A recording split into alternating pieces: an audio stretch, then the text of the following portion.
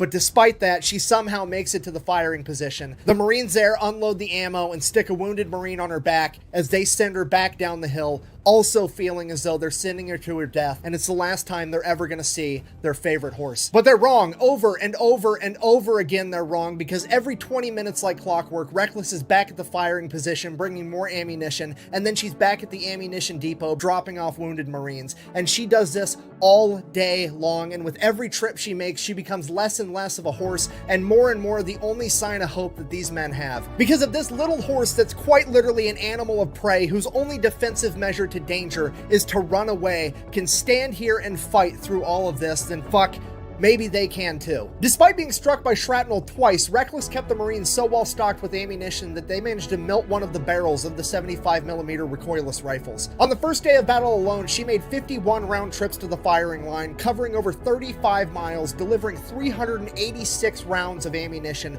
totaling over 9,000 pounds, and that's not including all the Marines that she carried back down the hill. At the end of the first day of battle, they took Reckless, gave her all the food and water that she would eat or drink, and then they laid her down to bed. She got to sleep for 6 hours before the first enemy artillery shell impacted, and at that, she was back up and ready to do it all over again, and she repeated her performance from the day prior. At the end of the second day, nobody held Outpost Vegas at the top of the hill.